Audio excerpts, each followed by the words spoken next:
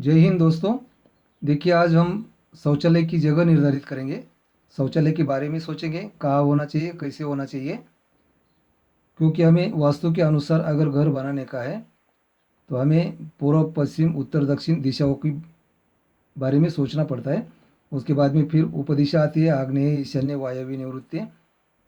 उसके बारे में भी सोचना पड़ता है। और वास्तु पुरुष के तहत घर बनाने का तो बहुत सालों से, पुराने ज़माने से और ग्रंथों के अनुसार हमें एक वास्तु बनाने के लिए बहुत बड़ा वरदान मिला है। इसलिए हम वास्तु के अनुसार वास्तु बनाने की कोशिश करते हैं। तो चलिए अभी ये टॉयलेट के बारे में सोचते हैं। क्योंकि हमारा शरीर भी पंच तत्वों से बना हुआ है।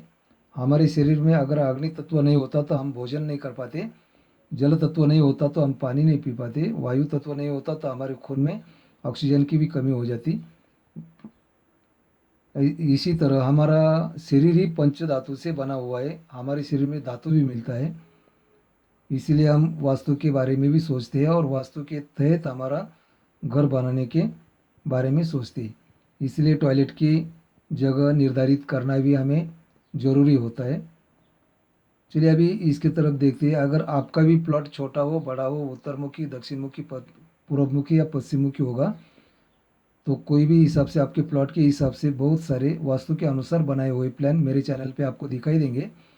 प्लीज़ सब्सक्राइब कीजिए, शेयर कीजिए, लाइक कीजिए।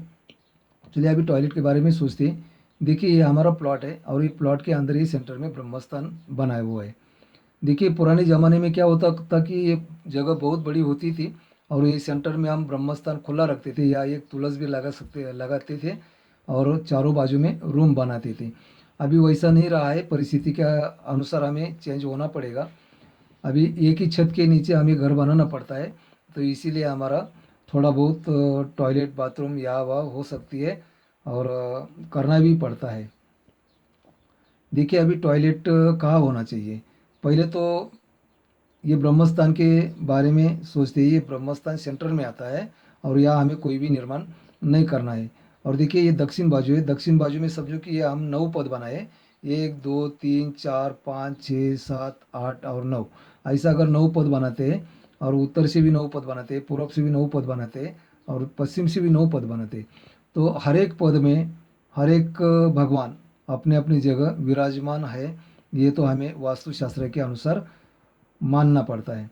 तो देखिए अभी दक्षिण बाजू में अगर हमें टॉयलेट बनाना है तो हम ये निवृत्ति कॉर्नर में नहीं बना सकते। निवृत्ति कॉर्नर का एक पद छोड़ के दूसरे, तीसरे या चौथे पद में हम टॉयलेट बना सकते हैं। ये जगह सबसे उचित जगह है, माना माना गया है। उसके बाद में अगर हम यहाँ नहीं बना सकते या अगर प्रवेश द्वार देते हैं दक्षिण से, तो हमें फिर उत्तर के बाजू में वायव्य कॉर्नर छोड़ के दूसरे, तीसरे, चौथे पद में हम टॉयलेट बना सकते हैं। अगर उत्तर से भी हमारा प्रवेश द्वार आता है तो हम यहाँ भी नहीं बनाएंगे, तो हमें दक्षिण में बनाना चाहिए। या तो अगर पश्चिम में अगर बनाने का है तो पश्चिम में जैसे कि पूर्व में या शिव भगवान है, जल तत्व है, जलदेव है, इंद्रदेव है, रवि देव है, सूर्य देव है। उनके हिसाब से आग्नेय में अनिल देव आता है, अग्नि तत्व बनता है। वैसा ही पश्चिम की तरफ हमें या आसुर देव भगवान का होता है और या सुग्रीव भगवान का होता है। तो पश्चिम की तरफ अगर हम टॉयलेट बनाने का सोचते हैं तो पश्चिम में तो देखिए सेंटर में तो वरुण देव का वास्तव्य होता है, इसलिए सेंटर में हम टॉयलेट नहीं बना सकते। इसलिए पश्चिम के बाजू में सेंटर में हमें बाथरूम देना है और बाथरूम के दोनों साइड में, दाएं या बाएं साइड में हम टॉयलेट बना सकते हैं। अगर दक्षिण में नहीं बना सकते, उत्तर में नहीं बना सकते, तो पश्चिम में ये दो जगह हमारे लिए उचित रहेगा। अगर देखिए अभी एक कल का सेतुक साहब का एक सवाल था कि हमें यहाँ टॉयलेट चलेगा और यहाँ टॉयलेट चलेगा या नहीं चलेगा। वो तो चलाने की बात नहीं है। हमें अगर ये प्लॉट इतना बड़ा है तो हम टॉयलेट यहाँ देना उचित रहेगा और यहाँ भी देना उचित रहेगा। लेकिन अगर प्लॉट हमारा और भी थोड़ा बड़ा है, अगर बड़ा प्लॉट होने से हमें यहाँ अगर मास्टर बेड बनाया, यहाँ अगर मास्टर बेड बनाया और समझो कि यहाँ सेंटर में गेस्ट रूम बनाया या तो यहाँ गेस्ट रूम बनाया, अगर ये गेस्ट रूम के बाजू में अगर गेस्ट रूम में हम टॉयलेट देते हैं, तो अगर यहाँ अगर हमें टॉयलेट दिया है और ये सभी परिवार के लिए जनरल टॉयलेट बनाते हैं, तो हमारा ये टॉयलेट दूसरे तीसरे पद के रेंज में होना चाहिए। या भी दूसरा तीसरा पद आता है तो उसके रेंज में अगर हमारा या टॉयलेट ये कलर दिखाया हुआ है, ये कलर के हिसाब से आपको रेंज दिखाया हुआ है। अगर हम यहाँ गेस्ट रूम बनाया और गेस्ट रूम का टॉयलेट अगर हमें सभी के लिए और जनरल के लिए या बाजू में देना है तो हमारा टॉयलेट यहाँ आना चाहिए, या ताकि यहाँ नहीं आना चाहिए। ये विवश स्वान का जगह होती है, ये पृथ्वीधर का जगह होता है, इसलिए उसकी जगह में हमारा टॉयलेट नहीं आना चाहिए। ये मित्र देव का जगह होता है, तो इसलिए वो सभी भगवान के हमारे अपनी अपनी जगह विराजमान जगह फिक्स होने के कारण हमें अगर टॉयलेट या गेस्ट रूम के लिए देना है तो या दे सकते हैं टॉयलेट, लेकिन ये दूसरे तीसरे और चौथे पद के रेंज में होना चाहिए। या तो ये दूसरे तीसरे चौथे पद के रेंज में होना चाहिए। लेकिन हमें इतना भी सोचने की ज़रूरत नहीं है। अगर या तो उन्होंने मास्टर बेड बना देते हैं तो ये गेस्ट रूम में भी अगर ये टॉयलेट या देने की जगह हम टॉयलेट या दे सकते हैं तो या दे सकते हैं, लेकिन टॉयलेट चौथे पद में जाना चाहिए, या भी चौथे पद में जाना चाहिए, ताकि पाँचवें पद में हमारा टॉयलेट नहीं आना चाहिए, क्योंकि वह प्रवेश द्वार की जगह होती है।